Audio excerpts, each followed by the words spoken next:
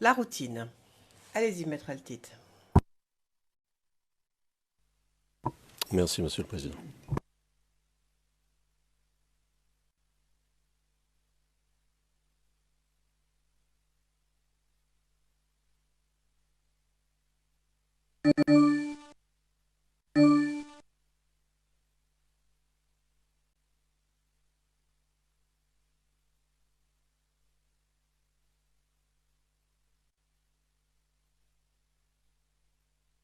Well, if you drink before you...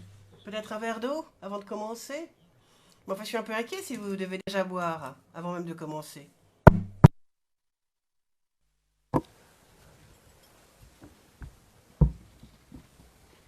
Monsieur le Président, Madame, Monsieur les juges, permettez-moi de vous lire une phrase qui pose les termes du débat, qui éclaire la raison d'être de notre discussion et qui explique pourquoi il doit y avoir une décision de non-lieu. Et je cite: « Aucune déclaration ni aucun document n'expose explicitement la volonté de Laurent Gbagbo ou celle des membres dans son entourage immédiat de rester au pouvoir, même s'il fallait pour cela user de violence envers des civils. » Fin de citation. Tout est dit. Et par qui? Par le procureur lui-même, puisque ce que je viens de vous lire se trouve dans sa réponse écrite au paragraphe 1109. Cette réalité que le procureur est obligé de reconnaître donne à comprendre pourquoi il n'a jamais véritablement répondu aux questions que nous avons posées dans nos soumissions. Car de réponses réelles, argumentées, raisonnées, je n'en ai pas vu dans sa réponse écrite et je n'en ai pas entendu dans son exposé oral. Rien sur le prétendu cercle d'initiés qui aurait conçu et mis en œuvre le soi-disant plan commun. À partir de quand ce groupe se serait-il réuni, constitué en groupe?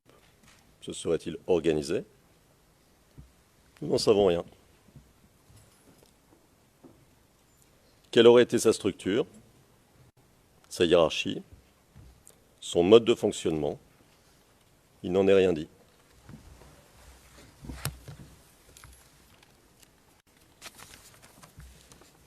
Qui en aurait fait partie?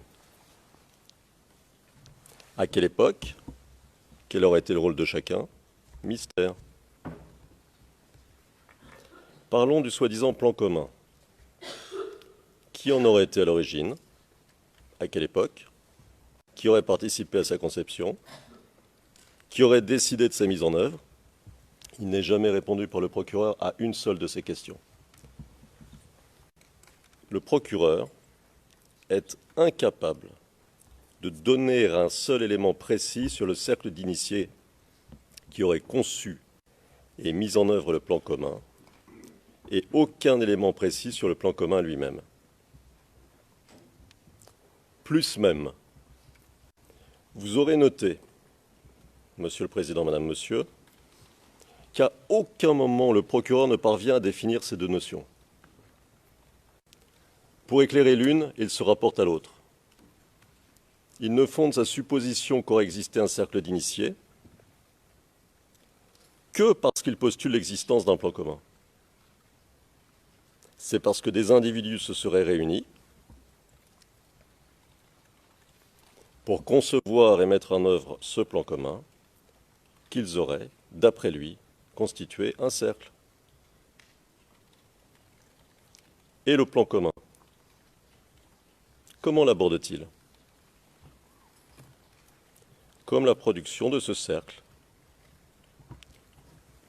qui n'a jamais pris la peine de déterminer une production qu'il prend pour acquise du fait qu'il postule l'existence du cercle d'initiés. Autrement dit, il ne définit ni le cercle ni le plan commun. Autrement dit encore, il ne répond à aucune question légitime concernant la réalité même de ce cercle d'initiés et l'existence même du plan commun.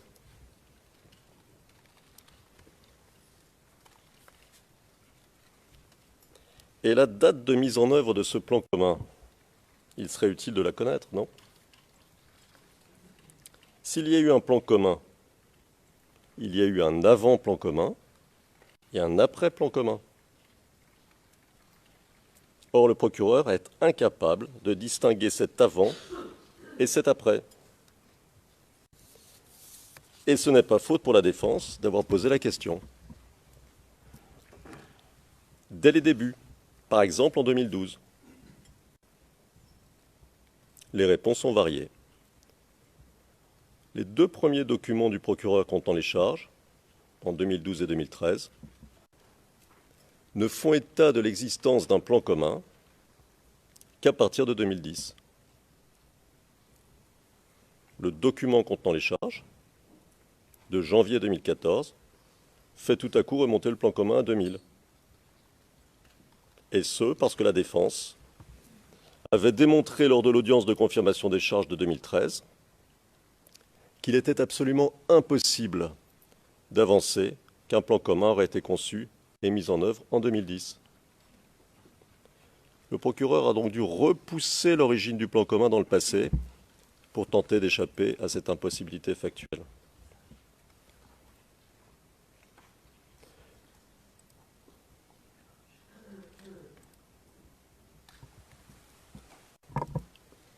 Le type prend en photo.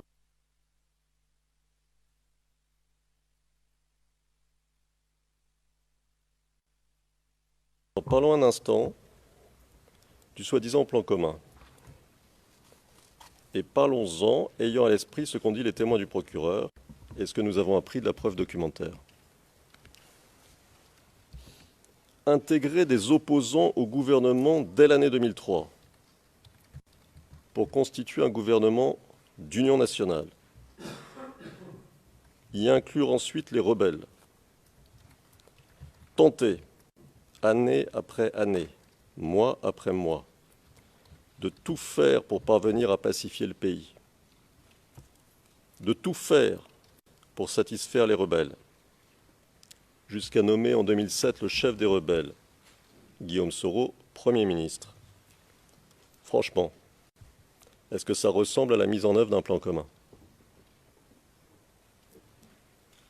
À propos de Guillaume Soro, il est resté Premier ministre du président Gbagbo jusqu'aux élections de novembre 2010. À ce titre, de 2007 à 2010, il avait la haute main sur le gouvernement, sur les administrations, sur l'armée, sur la police, sur la RTI. Comment, dans ce contexte, imaginer même la mise en œuvre d'un plan commun? Ça n'a aucun sens. Et c'est bien le problème du procureur. Comment faire coïncider des accusations avec la réalité que nous ont donné à voir ses propres témoins? Une réalité dans laquelle ces accusations n'ont pas de place. Alors la solution qu'a trouvée le procureur, Madame, Monsieur, c'est inventer une autre réalité.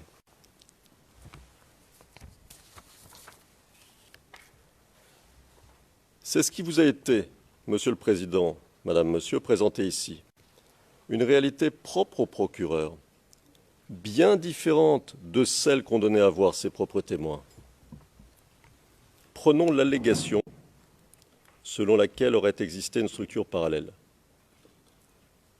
C'est le seul moyen qu'a trouvé le procureur pour contourner le fait que pendant toutes ces années, l'armée et la police ivoirienne ont eu un comportement républicain,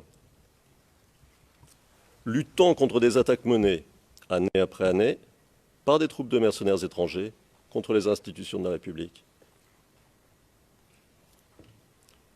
Mais lorsque l'on pose des questions concernant cette soi-disant structure parallèle, aucune réponse n'est donnée par le procureur. Comment cette structure parallèle aurait-elle été organisée? Qui en aurait été les chefs? Quelle aurait été la chaîne de commandement? Quels ordres, contournant la chaîne hiérarchique normale, auraient été transmis? Pour quel résultat? Il n'y a jamais répondu de façon satisfaisante.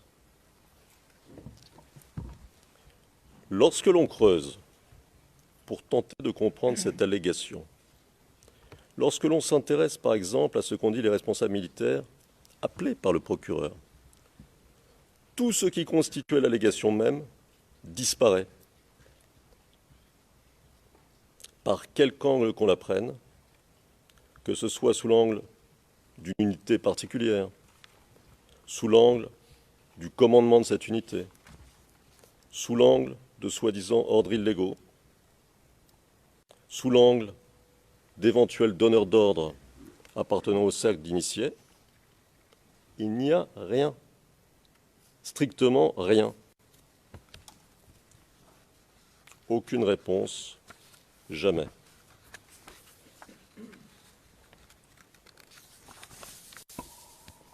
La seule méthode du procureur pour essayer de faire croire à l'existence d'une structure parallèle est la suivante.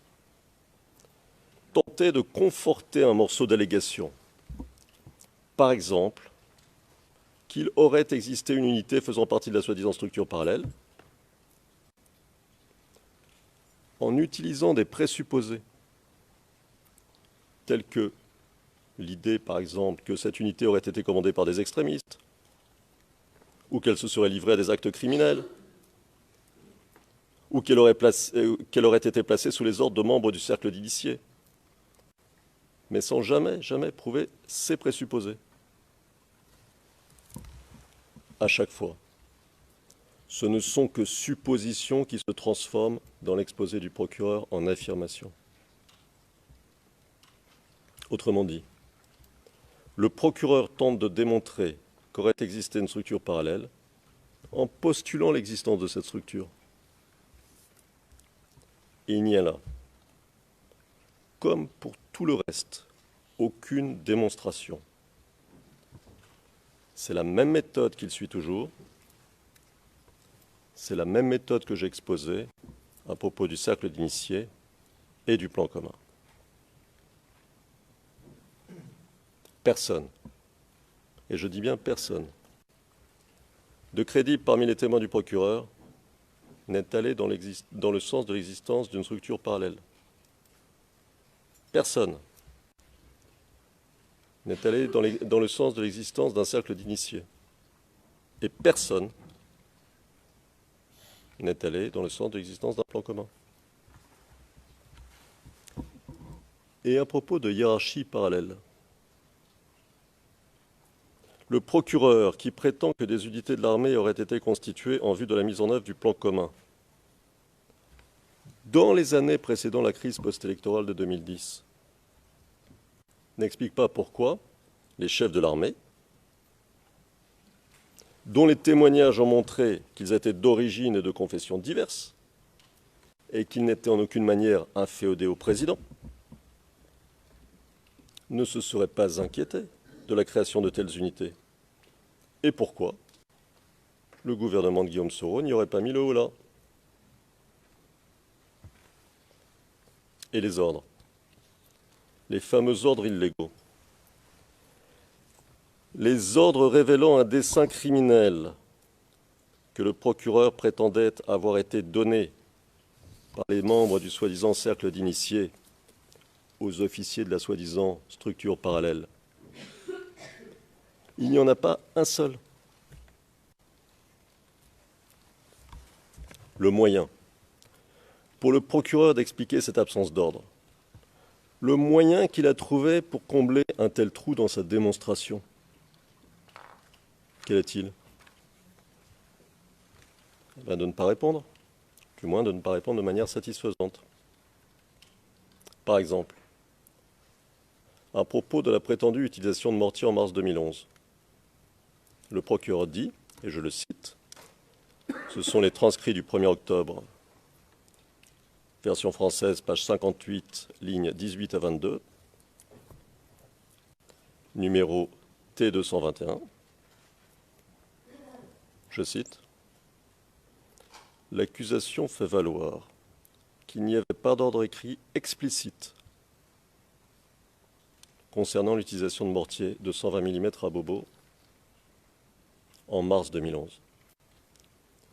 Précisément parce que ce document aurait directement impliqué M. Gbagbo et toute la chaîne de commandement dans la conduite criminelle de tir de but systématique sur une zone résidentielle. Fin de citation. Donc, pour le procureur, l'absence d'ordre ne veut pas dire absence d'ordre. Contrairement à ce que commande le bon sens, mais constituerait au contraire la preuve qu'il y aurait eu un ordre.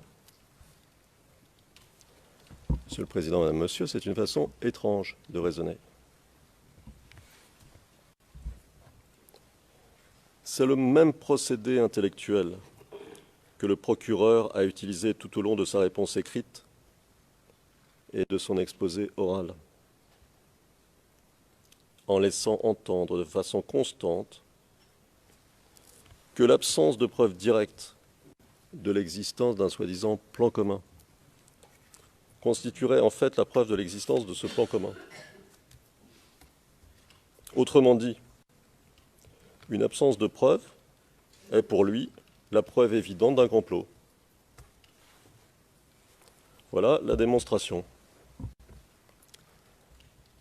Le problème, c'est qu'à cette aune, tout devient preuve. Mais le problème, c'est que cette soi-disant preuve ne peut jamais reposer sur quoi que ce soit. Les seuls ordres dont il est fait état dans le dossier sont des ordres normaux donnés par des gradés de l'armée et des gradés de la police à leurs subordonnés en vue de prévenir les attaques de groupes de rebelles lourdement armés contre les institutions ou en vue de défendre la population. À propos du comportement de l'armée et de la police, un mot. Il est remarquable que les témoignages donnent à voir des hommes et des officiers agissant dans un cadre légal, s'interposant, quand cela était nécessaire, entre groupes armés d'obédiences diverses, des hommes qui ont défendu, quand cela était nécessaire, les institutions de la République.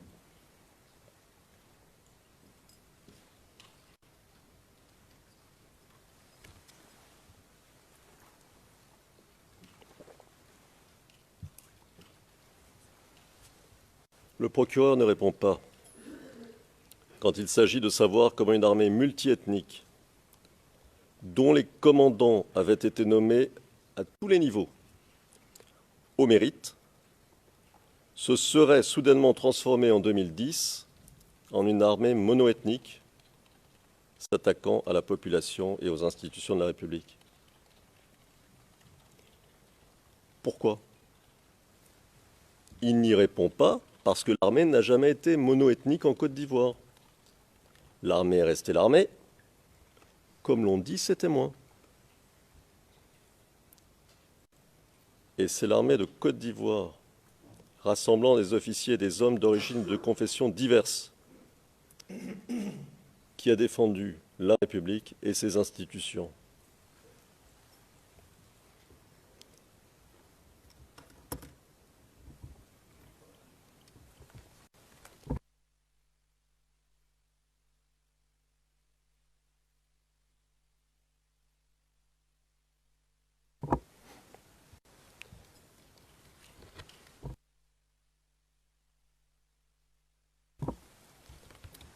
Et qu'ont dit aussi les témoins du procureur, Monsieur le Président, Madame, Monsieur. Ils ont indiqué que les interventions de l'armée et de la police avaient été faites selon les règles, que le droit international humanitaire avait été respecté et que toutes les mesures avaient été prises en toutes circonstances pour que les civils ne soient pas les victimes de la guerre qui faisait rage entre les rebelles et les autorités républicaines. Puis réfléchissons un instant. Si les commandants de l'armée avaient eu un comportement criminel, n'est-ce pas? Auraient-ils été promus, comme l'ont été la plupart d'entre eux, par Alassane Ouattara. Une réalité que le procureur ignore parce qu'elle le gêne. La réalité est plus simple. Nul besoin d'imaginer une structure parallèle. La police, puis l'armée, ont été attaqués à Abidjan dès décembre 2010 par des rebelles infiltrés pendant les mois précédant les élections présidentielles, et elles se sont défendues. Elles ont ensuite été attaquées et détruites par l'armée française, avant qu'Abidjan soit envahi par l'armée rebelle venant du Nord, composée notamment de mercenaires étrangers et de dozos. Voilà la réalité simple et voilà la vérité. Ces attaques n'étaient pas les premières. Les mêmes chefs rebelles, aidés par les mêmes mercenaires, avaient tenté de prendre le pouvoir au président Bédié, puis au général Gueye, avant de lancer une attaque générale contre la Côte d'Ivoire en septembre 2002. Il est révélateur que le procureur tente de passer sous silence, là encore, cette réalité gênante, alors que ces témoins les plus crédibles, ont expliqué qu'il n'y avait jamais eu qu'une seule crise en Côte d'Ivoire, crise qui a duré une dizaine d'années, marquée par des tentatives incessantes de rebelles soutenus par l'étranger de prendre le pouvoir. Ce à quoi ils sont parvenus finalement en 2011. Est de ce point de vue extrêmement révélateur le refus du procureur de prendre en compte cette réalité et de répondre aux questions simples de la défense concernant les attaques rebelles. De même, le refus persistant de l'accusation de donner des éléments précis sur les groupes armés rebelles et leur ordre de bataille, tant à Abidjan qu'en dehors d'Abidjan, est frappant. Vous aurez noté que ni dans sa réponse de 1000 pages, ni dans son exposé du début du mois d'octobre, le procureur ne donne d'éléments utiles, se contentant de reconnaître à contre-cœur la présence à l'époque de groupes armés à Bobo, tout en minimisant leur rôle, mais surtout tout en essayant de les exclure de son narratif. Ce procédé a comme conséquence d'empêcher de saisir l'enchaînement causal et donc la réalité du déroulé de la crise. C'est une manière trompeuse de présenter les événements. C'est une manière de les présenter qui ne reflète pas ce qu'ont dit les témoins d'accusation.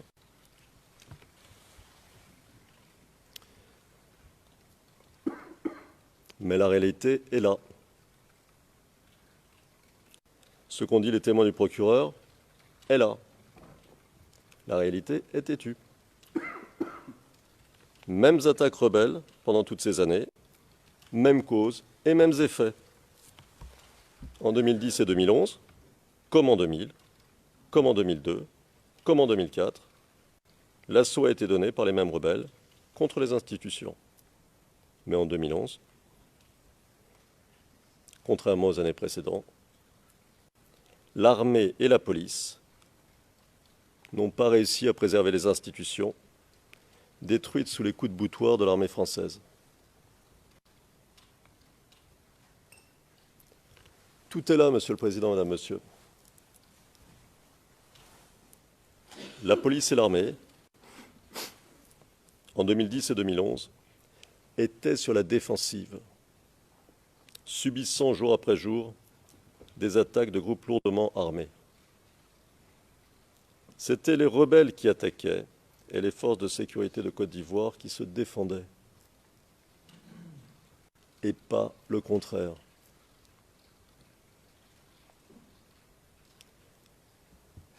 C'est ce qui ressort de tous les témoignages. mais c'est aussi ce que le procureur tente désespérément de cacher. Car alors disparaîtrait la fausse réalité qu'il vous présente et apparaîtrait la véritable réalité, celle d'une attaque planifiée contre les institutions, devant permettre à Alassane Ouattara de se saisir du pouvoir par la force.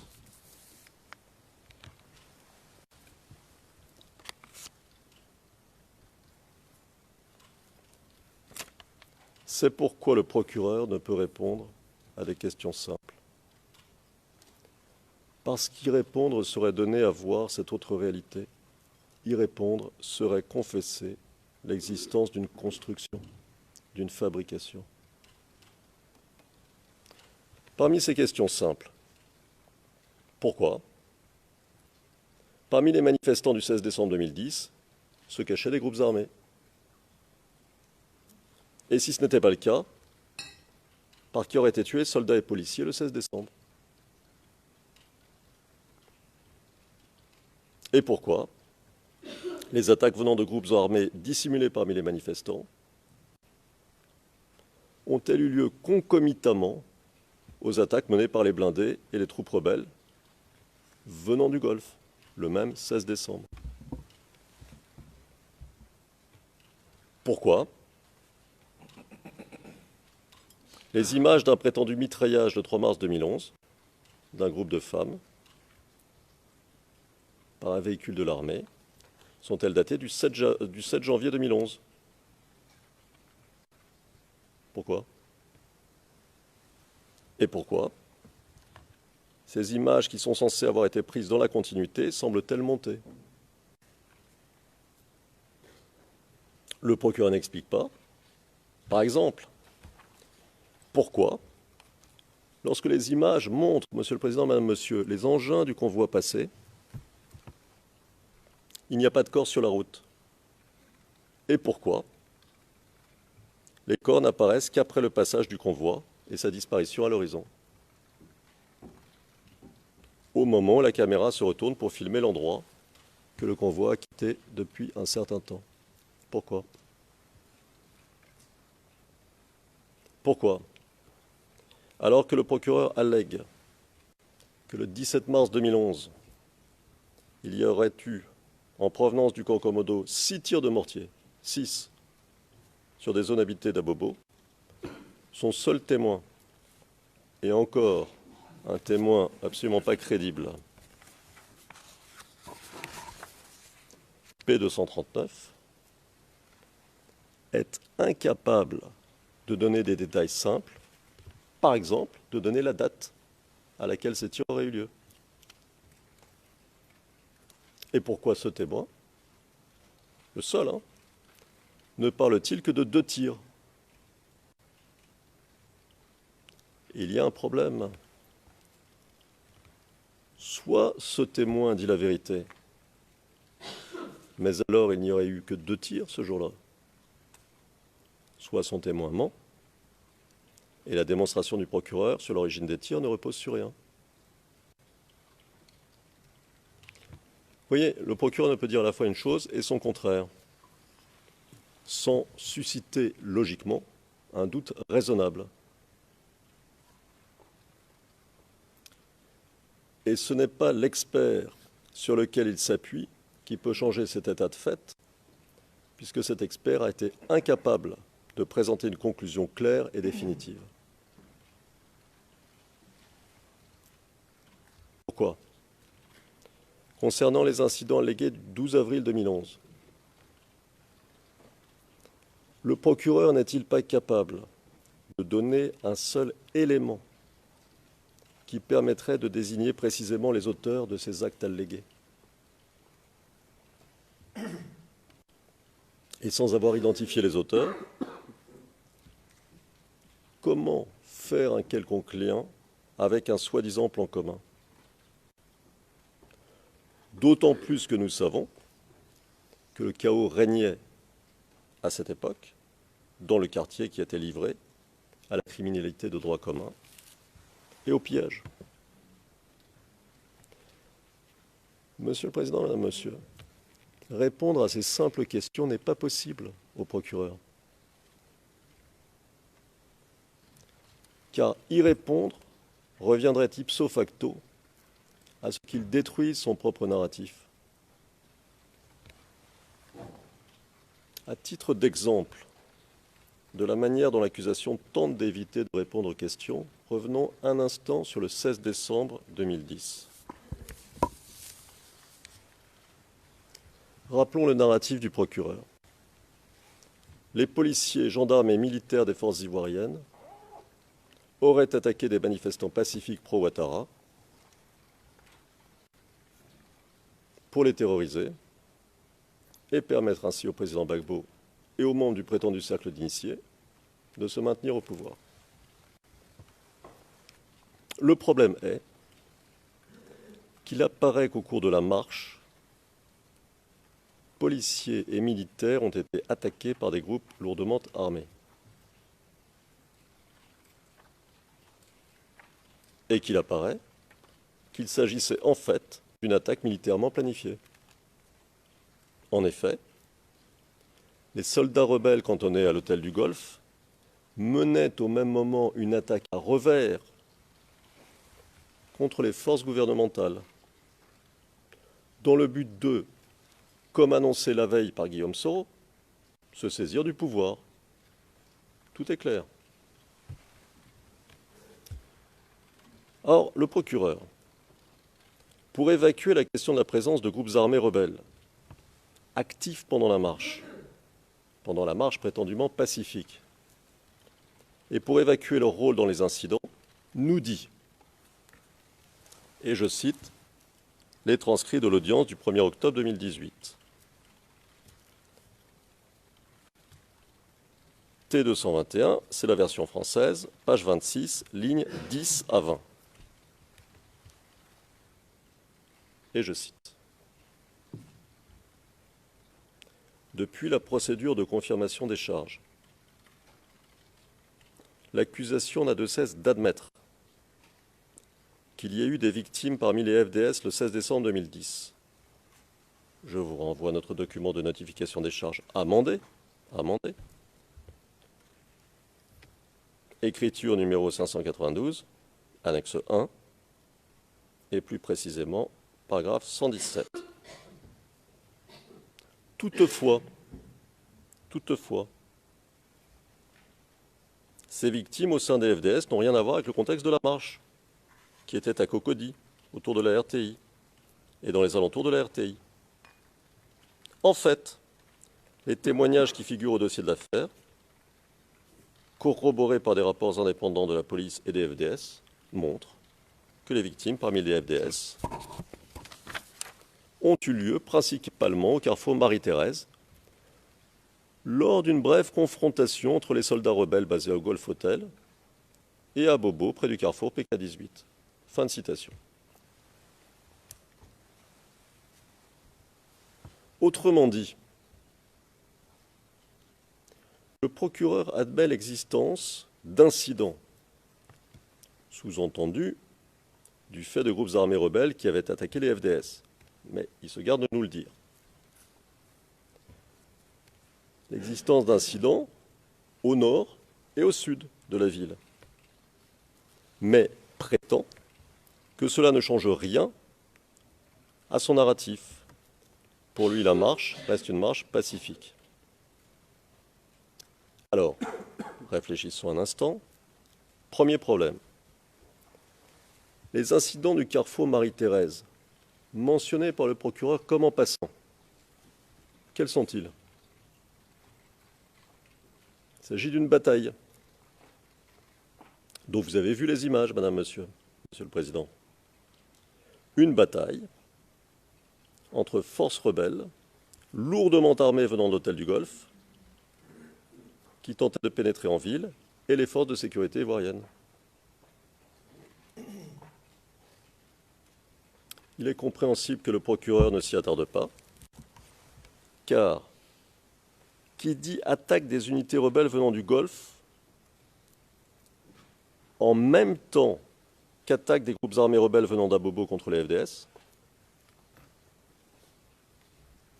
dit attaque concertée, dit planification, dit offensive militaire.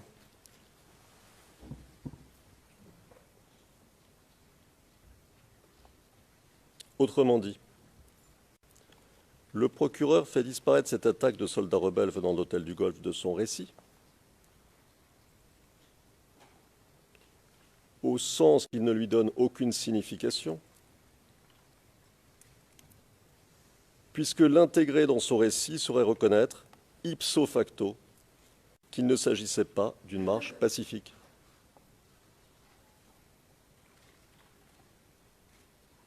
Deuxième problème. Comme cette réponse est un peu rapide, le procureur mentionne aussi dans sa présentation une, je cite, brève confrontation au carrefour PK18, qui aurait eu lieu le 16 décembre 2010. Qu'est-ce que ça signifie si on le suit? Qu'il y aurait pu avoir des incidents impliquant des groupes armés rebelles le 16 décembre, mais que ces incidents ne changent pas le caractère pacifique de la marche. Pour la raison, si on suit le procureur ou si on le comprend bien, que ces incidents auraient été circonscrits à Bobo. Première remarque, il y avait à Bobo les points de rassemblement de la marche. Donc distinguer entre Abobo et la marche est un peu curieux. Deuxième remarque, il y a eu des attaques contre les FDS au cours de la marche.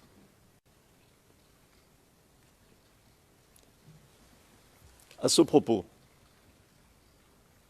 les témoins nous ayant dit que les FDS avaient été attaqués, ce qui remet en cause le caractère pacifique de la marche,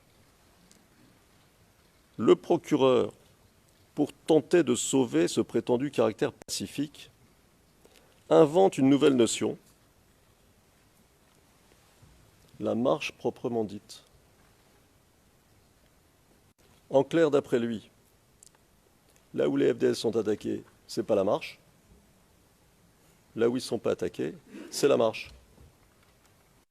Il y a la marche, puis il y a la marche proprement dite. Ici, la marche, pas d'incident. Attention, un incident, c'est plus la marche. Il ne nous paraît pas que cela soit un argument satisfaisant.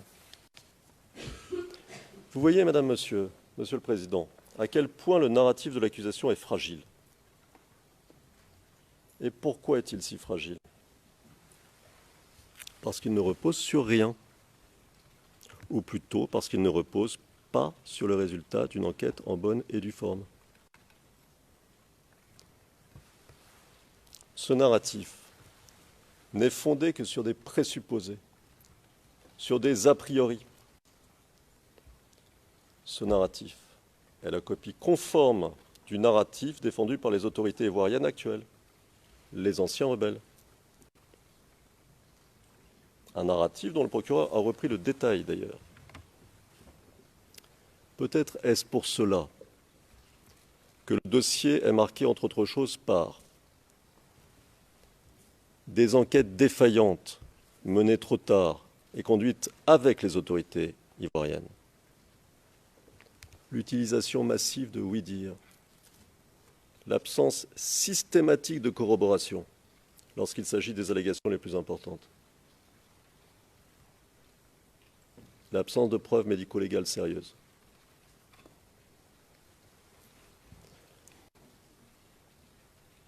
Pour répondre à ces failles béantes, mises en lumière dans les soumissions de la défense, pour tenter de colmater les brèches dans son raisonnement, le procureur a, dans sa réponse écrite et dans son exposé oral, présenté de nouvelles théories sur la façon dont il faudrait interpréter sa preuve. Le procureur procède ainsi systématiquement depuis les débuts de l'affaire. Il présente une interprétation qu'il dit fondée sur des éléments pour soutenir une allégation. et quand il est mis en difficulté par la défense, présente une nouvelle interprétation. Lorsque la nouvelle interprétation est remise en cause, il propose une nouvelle interprétation à nouveau. Et ça n'a jamais de fin. Ce procédé, Monsieur le Président, Madame, Monsieur, déjà problématique en soi, est inacceptable aujourd'hui.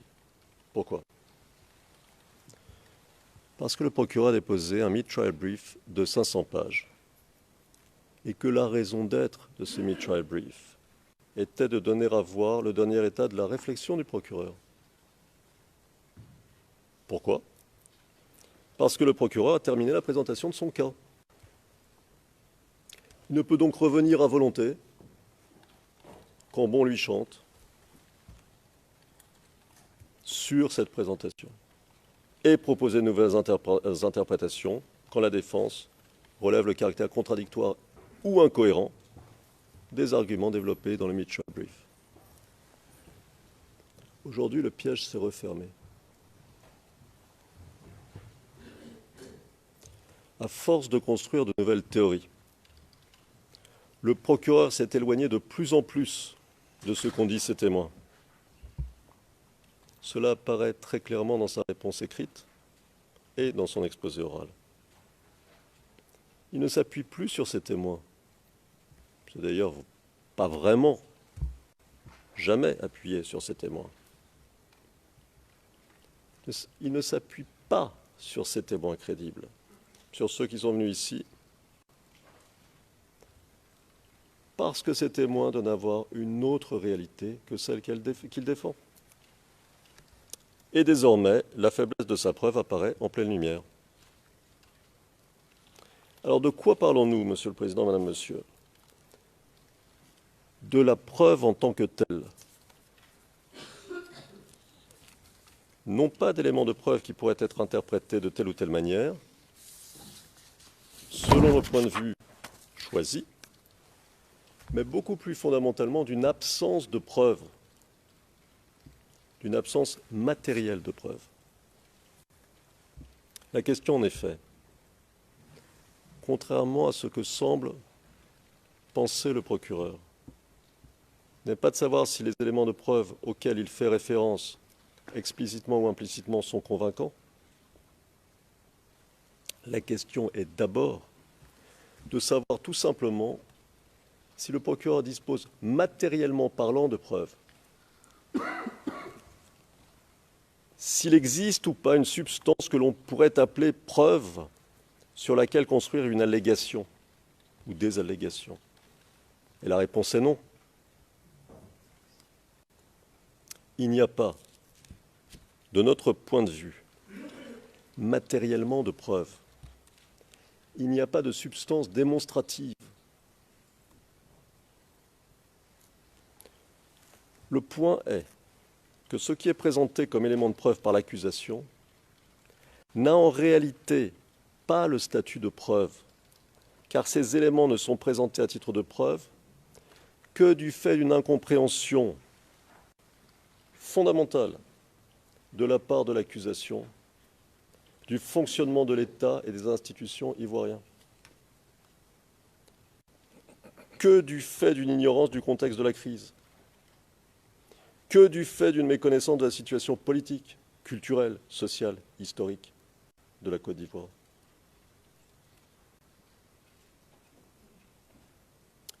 Quand on creuse ces aspects du narratif du procureur,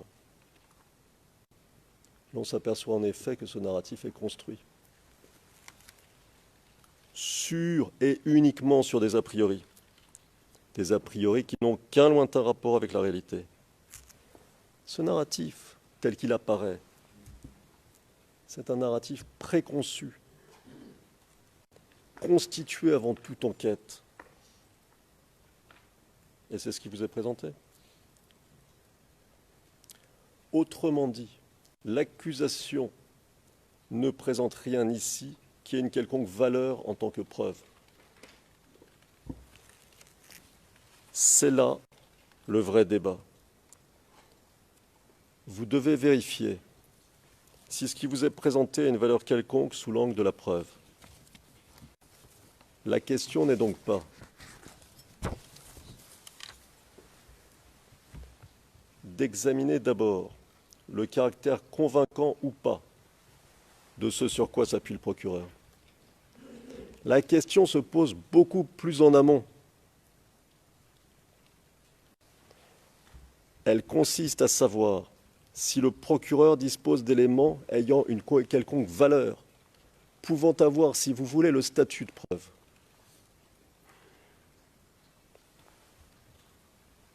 Le caractère convaincant ou pas de cette preuve ne pourra être examiné que dans un second temps. Autrement dit, la question est celle de savoir si le dossier est vide ou pas. Une fois constaté que le dossier est vide, la question du caractère convaincant ou pas de la preuve disparaît. Une fois constatée la vacuité du dossier, que reste-t-il? Une accumulation d'affirmations non étayées. Et Monsieur le Président, Madame, Monsieur, des affirmations ne font pas un cas. Cet examen qui porte sur l'existence ou la non-existence d'éléments pouvant avoir le statut de preuve constitue la raison d'être de la présente procédure. Pourquoi? Parce qu'il s'agit de justice. Il s'agit d'examiner s'il convient de mettre un terme à une procédure dont il apparaît qu'elle n'est fondée sur rien. L'enjeu dépasse les questions techniques ou procédurales. L'enjeu, c'est la liberté d'un homme présumé innocent, un homme contre lequel il apparaît que rien de solide n'a pu être apporté par l'accusation. Et voilà pourquoi, Monsieur le Président, Madame, Monsieur, il s'agit de justice.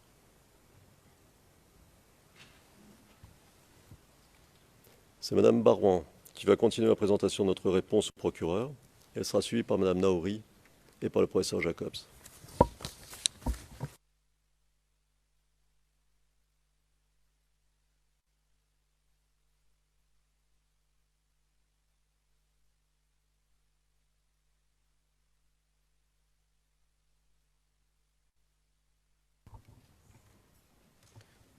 Thank you, Maître. Le Président, merci Maître Altit. Maître Barouin, c'est à vous. C'est à vous. Bonjour, Monsieur le Président, Madame le juge, bonjour. Je voudrais me saisir du privilège de l'Ivoirienne qui s'adresse ce jour à votre juridiction pour exprimer la détresse et l'angoisse des Ivoiriens dont il a beaucoup été question dans la présentation du procureur et qu'on n'a presque pas entendu ici.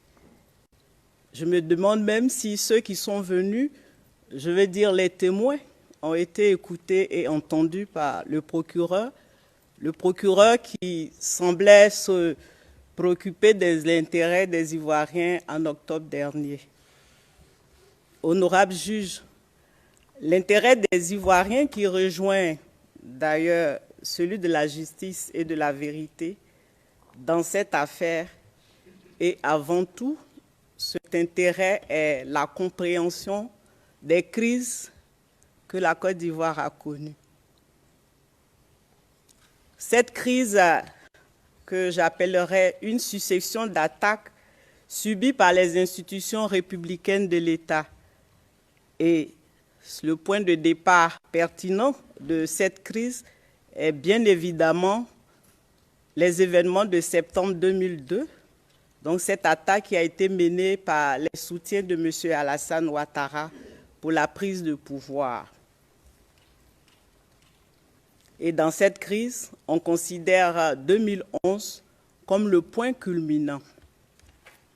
C'est pourquoi la compréhension de cette crise est importante, elle est essentielle et ce lien 2002-2011 est essentiel. Et voyez-vous, même les victimes qui participent à cette procédure font un lien entre la crise post-électorale de 2010-2011 et le coup d'État de 2002. Et ça se retrouvera dans leurs écritures de 10 septembre dernier, où donc elles précisent qu'il y a un lien entre les événements de la crise post-électorale et le coup d'État de 2002. Et honorable juge, en Côte d'Ivoire, tout ce qui s'est passé en 2010-2011 est perçu comme l'achèvement de la tentative de prise de pouvoir de 2002. Et là-bas, on fait référence à ces événements comme le coup d'État le plus long de l'histoire. Et ce n'est pas seulement les Ivoiriens qui le pensent. La compréhension donc des événements tragiques que nous avons vécus nécessite l'effort d'examiner l'ensemble des faits, de ne pas distinguer entre eux, de ne pas rejeter certains au nom d'a priori, de préjugés ou d'une conception particulière de la réalité. Il faut pouvoir analyser les tenants et les aboutissants de la crise initiée par les soutiens de M. Ouattara pour bien comprendre ce dossier. Et pour bien comprendre ce dossier, il faut faire l'effort de l'écoute nécessaire, cette attention qu'on porte aux autres. Pour le dossier ivoirien, donc celui qui nous concerne, il faut écouter et entendre les Ivoiriens, voir ce qu'ils ont dit, parce que c'est eux qui ont souffert de cette crise. Pour comprendre notre drame, il fallait entendre et comprendre tout ce qu'ont dit les témoins de l'accusation. Et ce qu'ils ont dit est bien différent de ce que le procureur vous présente. Dans ce dossier, l'accusation s'est d'abord forgé un récit et tenté ensuite, difficilement, maladroitement, de le border de brides de témoignages sortis de leur contexte. Il vous a présenté ainsi une accumulation d'extraits tronqués, de documents et d'interprétations pour le moins hardies sur ce qu'ont pu faire certains des protagonistes de la crise. Mais on ne peut pas longtemps ruser avec la réalité, parce que la réalité, c'est la vérité des faits.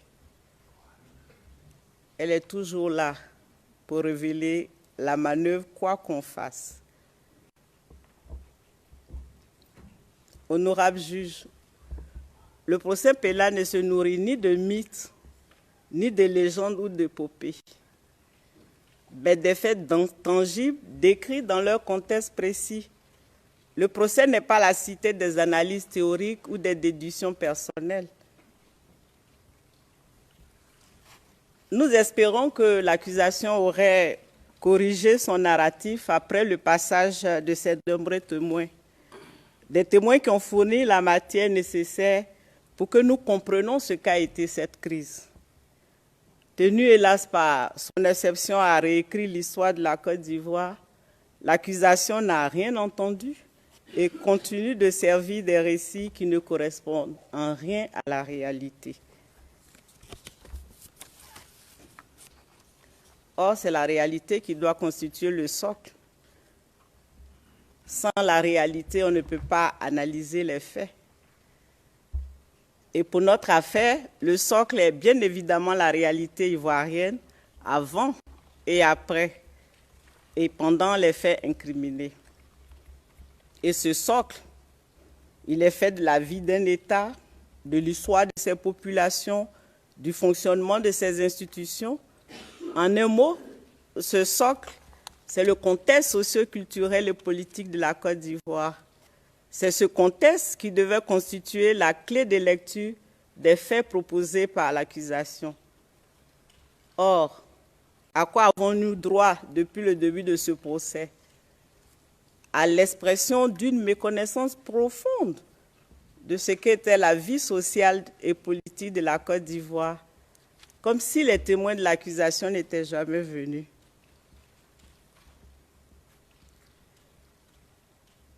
C'est pourtant la responsabilité d'un procureur près d'une cour pénale de surcroît internationale de s'intéresser au contexte dans lequel s'inscrivent ces enquêtes, de comprendre comment interpréter les éléments de preuve qu'ils récoltent et de restituer les dires de ces témoins sans les dénaturer.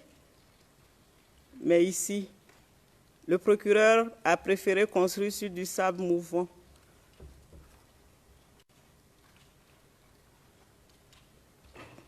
On ne peut pas rester silencieux devant un tel entêtement, surtout après que ces témoins nous aient donné à comprendre la crise autrement que ce que présente le procureur. Honorable juge, les témoins du procureur ont renseigné sur plusieurs choses que l'écran de fumée de l'accusation ne peut voiler. Les informations données par les témoins éclairent l'histoire de la Côte d'Ivoire, cette histoire que le procureur voulait cacher. Les témoignages des témoins constituent sans l'ombre d'aucun doute, mais alors aucun doute, le rayon lumineux qui vient éclairer les ténèbres dans lesquelles on voulait plonger votre juridiction.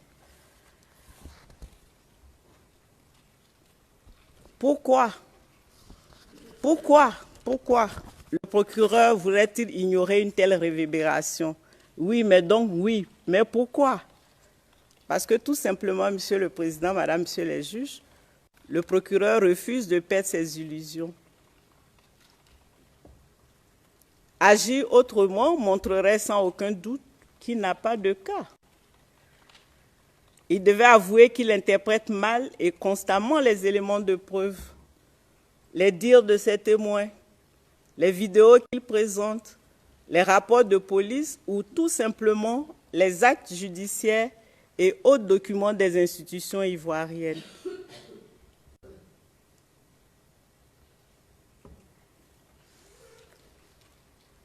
Mais honorable juge, le procureur ne peut rester dans cette obscurité sans porter préjudice à la justice internationale, à la justice tout court, et sans oublier les populations de Côte d'Ivoire dont l'histoire est déformée depuis le début de ce procès. Comme vous le savez, présenter des faits sortis de leur contexte devant une juridiction pénale éloigne inéluctablement des règles et des principes. Fort heureusement, nous avons entendu et écouté les témoins du procureur. Ces témoins nous ont fait découvrir un pays africain bien singulier, la Côte d'Ivoire.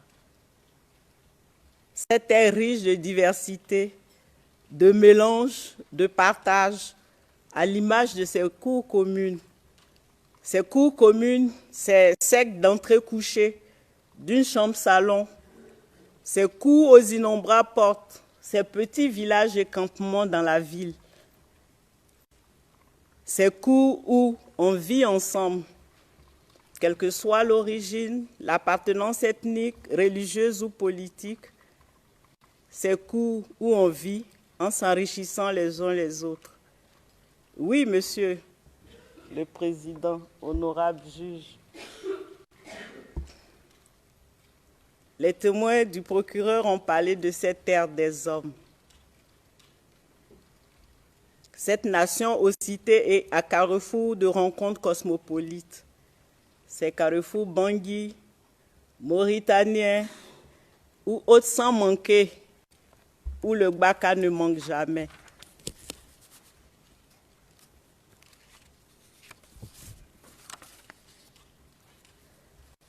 Les Gbaka, autre lieu de vie et de rencontre. Oui, autre lieu de vie et de rencontre que ce minibus unique et propre au sol ivoirien. Ces bolides au nom évocateur, Monsieur Lièvre, chien enragé, les jaloux vont maigrir.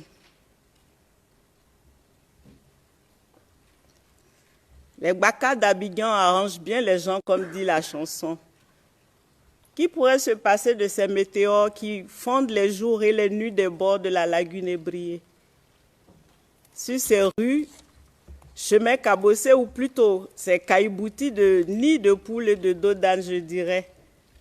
Le Gbaka ne peut s'imaginer sans ses chauffeurs, ses chauffards et ses balanceurs.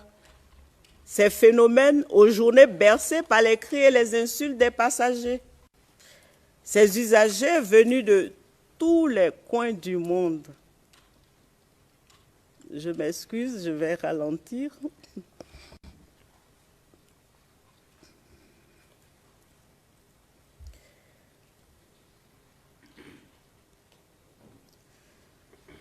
Il faut donc voir ces usagers s'enlacer parce que projetés d'un siège à un autre par les secousses de leur bolide. Et souvent, ce rituel se termine par de grands éclats de rire. Oui, un rire parfois nerveux, mais de joie, pour exprimer que leur bolide de 32 places ne s'est pas renversé dans le ravin, sauvant ainsi 38 personnes au moins d'une mort certaine. Monsieur le Président, le peuple ivoirien n'est pas constitué de blocs homogènes, de fanatiques violents unis dans la haine de l'autre, contrairement à ce que vous a dit le procureur qui semble ignorer le quotidien des Ivoiriens et leur perception du monde. Les Ivoiriens sont des gens simples, joyeux et ouverts. Le peuple de Côte d'Ivoire est un brave peuple. Il ne mérite pas tant de mépris. On ne saurait lui nier sa nature pour les besoins d'une thèse conjoncturelle. Cette nature faite de convivialité est son âme. C'est la bonne part qu'a eu ce brave peuple. Non, elle ne lui sera pas enlevée. Pourquoi cette obsession à présenter la Côte d'Ivoire comme une société divisée en blocs antagonistes par essence? Pourquoi cette approche qui revient à dresser les communautés les unes contre les autres? Pourquoi créer des frontières artificielles entre les gens? Pourquoi? Et pourtant, honorable juge, cette nation, avec ses métissages raciaux et culturels, l'humour de ses populations et leur sens élevé de l'accueil, ne peut entrer dans le moule des foyers de guerres tribales ou de confrontations communautaires ou ethniques.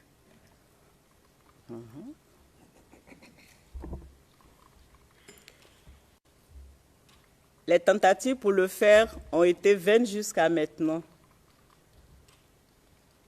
Le procureur voudrait réussir cet exploit. Par l'entêtement a servi un récit simpliste. Voyez-vous, honorable juge, dresser les communautés les unes contre les autres est devenu comme un reflet chez le procureur, au point qu'il en oublie de partir des faits dans ses enquêtes.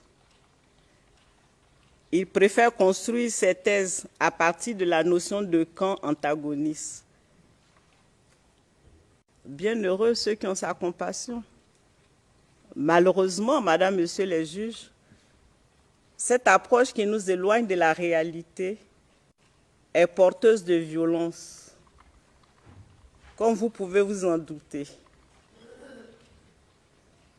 Nous l'avons souvent dit devant cette juridiction, et le répétons, parce que de notre avis, il n'entre pas dans les missions de la Cour pénale internationale, encore moins à son avantage, de substituer la violence à la réconciliation, d'être facteur de division ou ennemi de cohésion sociale.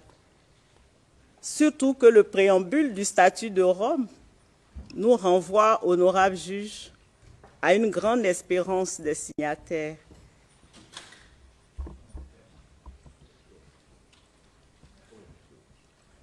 Préserver la mosaïque délicate que constituent les peuples. Pour ne pas que cela soit une chimère, l'instrument mis en place à cet effet doit s'imposer dans la lutte contre l'impunité, le devoir moral d'accompagner les pays sous situation. Il faut faire donc très attention et être rigoureux quand il s'agit de l'histoire des peuples ou des populations. Tant va la cruche à l'eau qu'à la fin, elle se casse, nous enseigne la sagesse populaire. Pour aider à maintenir les mosaïques, le procureur ne doit pas pousser à bout les communautés par des tableaux les dressant les unes contre les autres, surtout quand cela ne reflète pas la réalité.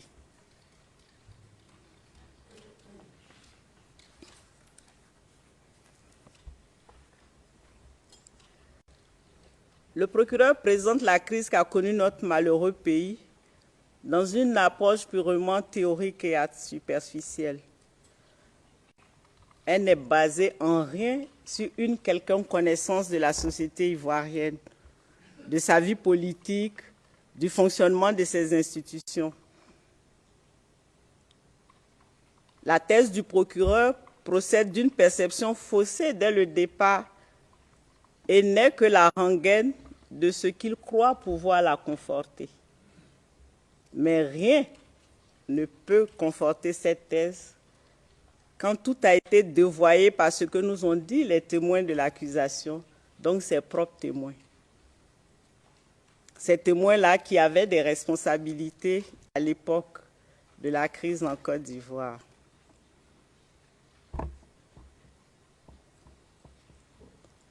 Monsieur le Président, au fur et à mesure des témoignages, la bâtisse construite par le procureur avec grande peine s'est petit à petit effondrée et a fini par disparaître. La construction théorique du début de cette affaire apparaît depuis ce qu'elle est.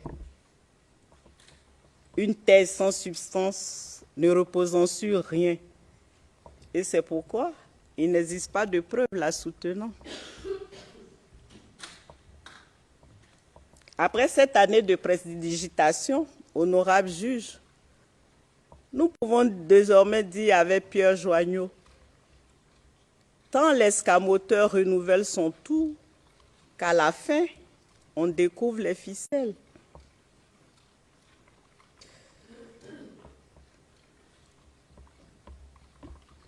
La réalité en Côte d'Ivoire est bien plus complexe que ce que nous sert l'accusation.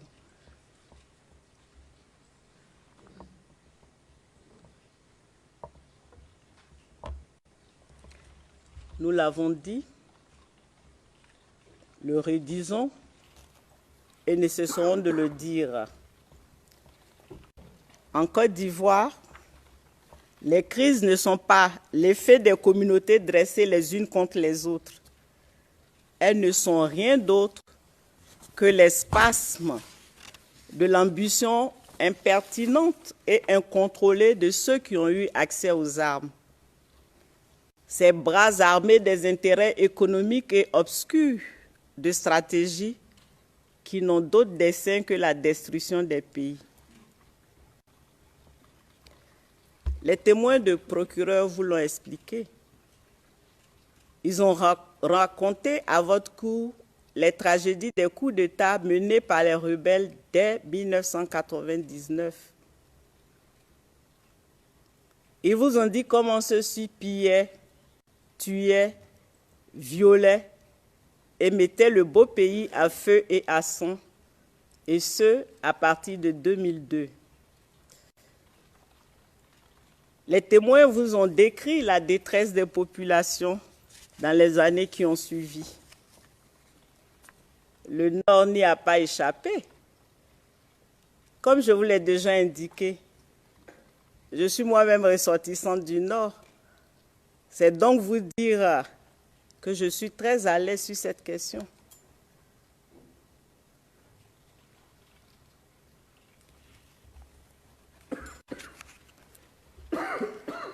En Encore un clin d'œil de la sagesse populaire, Monsieur le Président.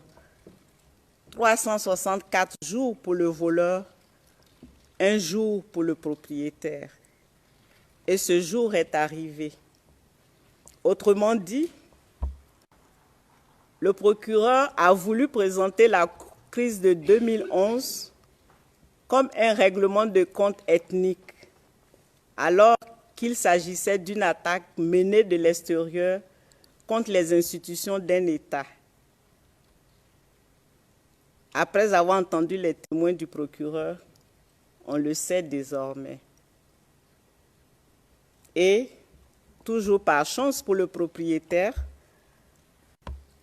l'actualité ivoirienne de ces derniers mois vient et à propos confirmer que la Côte d'Ivoire n'est pas cette terre où des communautés se battent entre elles ou se poursuivent. Elle n'est pas ce lieu où les balles et autres boulets discriminent dans les marchés ou dans les foules multiethniques.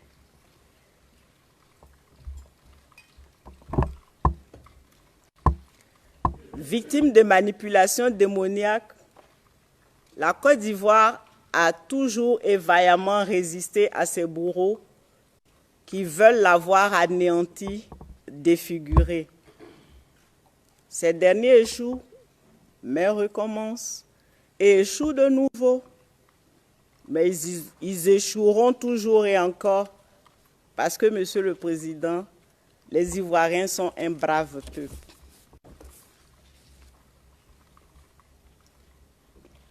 Toujours sur la vie en Côte d'Ivoire, les témoins n'ont pas manqué de vous dire que le président Gbagbo a toujours lutté pour le multipartisme et la démocratie et qu'il a toujours respecté la légalité. Vous avez entendu les généraux et les autres officiers. Ces derniers vous ont parlé de l'armée de Côte d'Ivoire et non de l'armée de M. Laurent Gbagbo.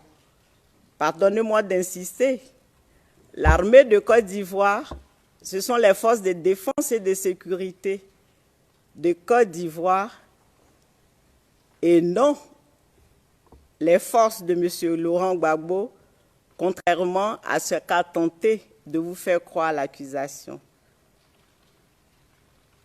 Dans une république, l'armée n'est pas la propriété des dirigeants, elle est l'armée du peuple, une institution de la République. Et à cette époque, en Côte d'Ivoire, nous étions encore en République, il ne faut pas l'oublier.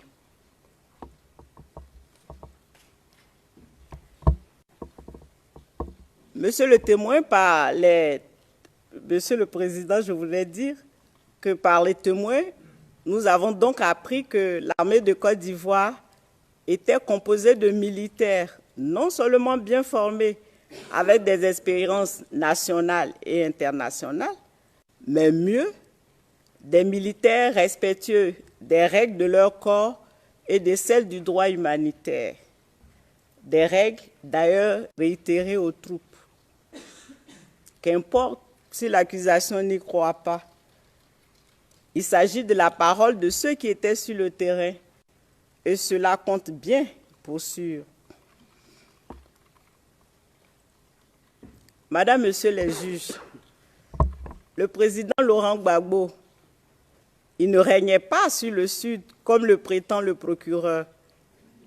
Il dirigeait la Côte d'Ivoire conformément aux règles constitutionnelles de cet État. L'accusation elle-même indique sans désemparer que M. Laurent Gbagbo était au moment des faits président de la République de Côte d'Ivoire et chef d'État.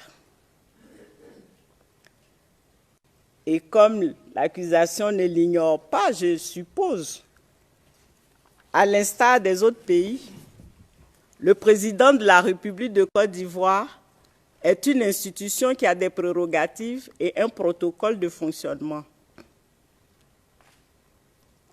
La logique aurait voulu que l'analyse du procureur et que les éléments de preuve récoltés se fassent à la lumière de la pratique et des coutumes de la fonction de président de la République. Pourquoi le procureur ne partit pas des règles et coutumes, des professions et des fonctions pour analyser les faits imputés aux autorités ivoiriennes? Est-ce à dessein? Ce serait pour l'accusation méconnaître ses propres obligations. Est-ce plutôt par ignorance? Alors là, ce serait pire. De notre point de vue, un procureur près cette cour devait connaître l'histoire des institutions des États partis et même en faire un point d'honneur. Pour celles des pays sous situation comme la Côte d'Ivoire, je parlerai même d'obligation. Mais il apparaît que le procureur ne semble pas connaître le fonctionnement d'un État et de ses institutions.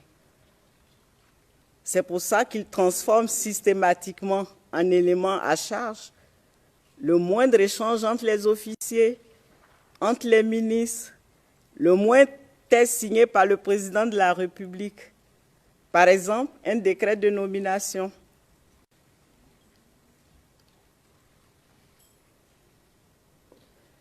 Il veut qu'un décret présidentiel soit pris à plusieurs, alors qu'en Côte d'Ivoire, nous avons un régime présidentiel et non un triumvirat.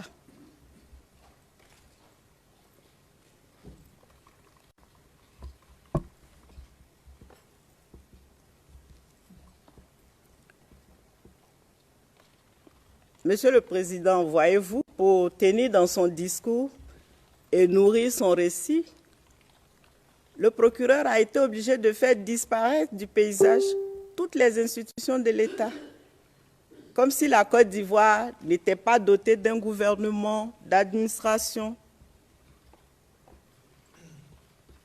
Pourtant, les témoins nous ont donné à comprendre le fonctionnement des institutions ivoiriennes. Ils ont indiqué comment les administrations fonctionnaient malgré la crise et que chacun des membres de ces administrations était dans son rôle. Ils ont par ailleurs précisé comment les institutions ont tenté de résister de façon républicaine à une agression extérieure.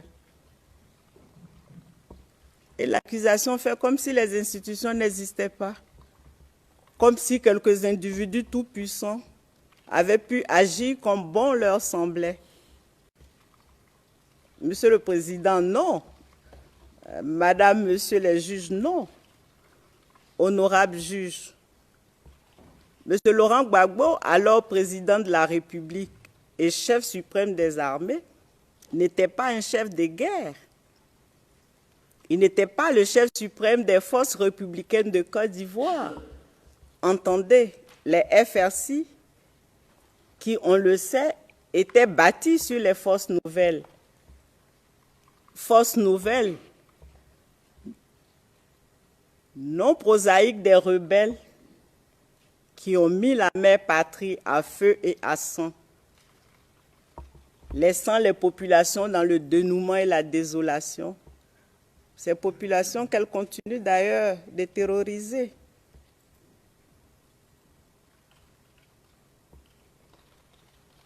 Si le procureur s'était quelque peu intéressé au contexte réel de ces enquêtes,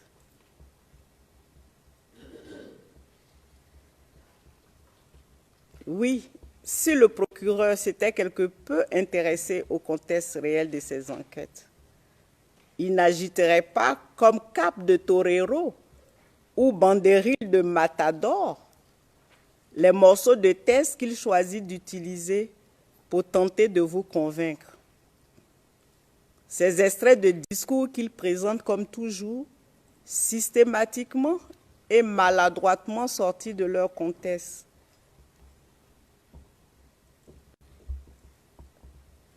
Monsieur Laurent Gbagbo, qui n'était ni chef de guerre, ni chef de rébellion, encore moins un rebelle. Monsieur Gbagbo, qui représentait le peuple de Côte d'Ivoire et dirigeait cette nation à ce titre, n'avait nul besoin de dissimuler des codes criminologènes dans ses discours. il n'y avait aucun intérêt. Un seul petit effort de compréhension de sa part pour saisir le sens des textes, le sens évident même des textes. Et le procureur n'en serait pas à vous demander de jouer les devins, de remplacer le statut de Rome par une boule de cristal pour vous interroger la manière dont le public des co-accusés a interprété leur message. C'est ce qu'il vous demandait dans sa présentation du mois d'octobre, et cela peut se retrouver au transcrit français T 2023. 223, pardon. Ainsi, si le procureur s'était un tant soit peu informé ou avait tout simplement écouté ses propres témoins, il aurait saisi la quintessence des rapports entre administration et le fonctionnement des institutions et le cadre d'intervention de l'armée prévu par la Constitution et les lois.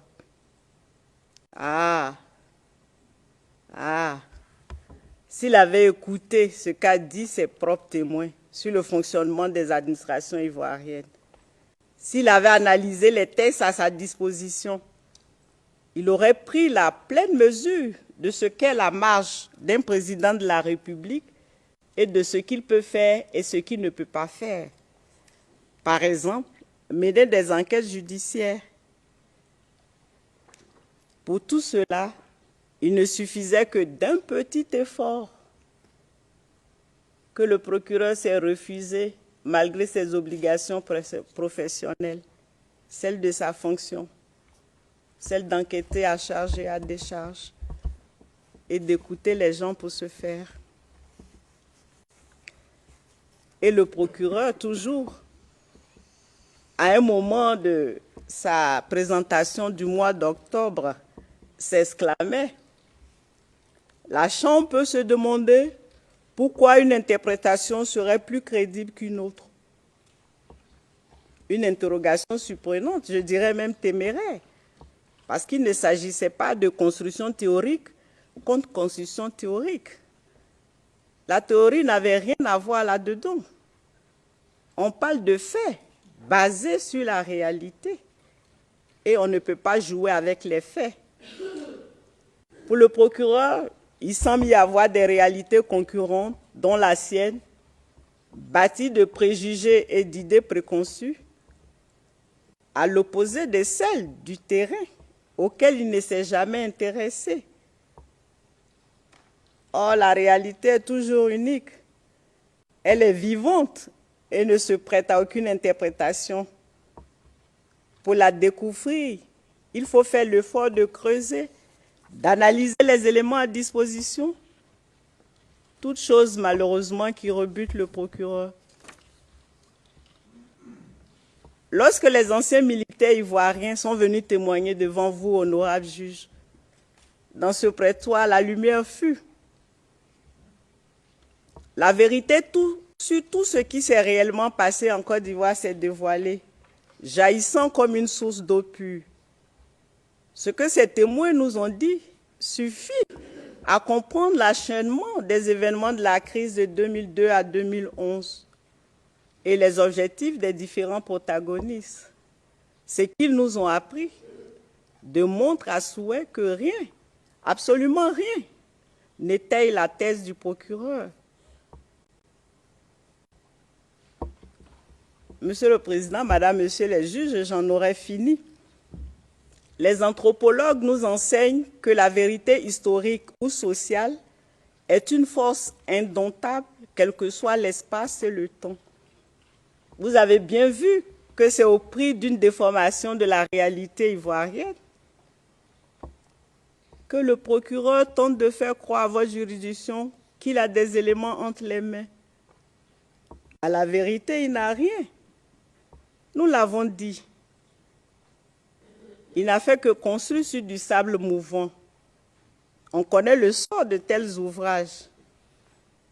Il est donc vain de rester dans le déni quand toutes ces vérités se sont révélées tout au long de son cas.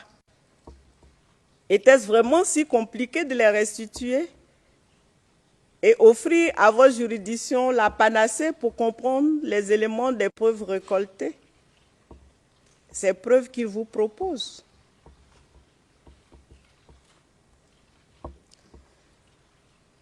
Monsieur le Président, Madame, Monsieur les juges, vous avez entendu et écouté les témoins qui ont comblé les lacunes de l'accusation. On ne peut donc rester sourd à ce qu'ils nous ont dit et suivre le procureur qui méconnaît la réalité ivoirienne. Faire cela serait sortir des règles du droit pénal, trahir les principes du statut de Rome et nous éloigner plus encore de la vérité. Cela ne se peut.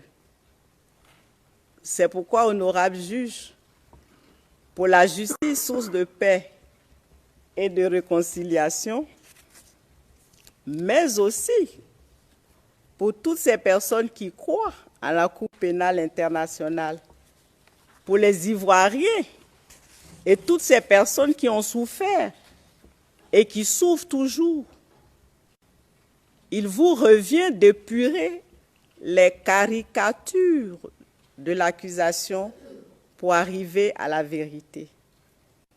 Cette vérité qui permettra à la Côte d'Ivoire et à ses populations de retrouver leur histoire et continuer leur route.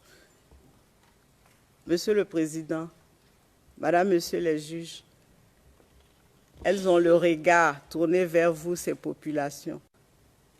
Elles vous font confiance pour revivifier leurs larmes et restituer l'espérance à leur patrie, cette terre de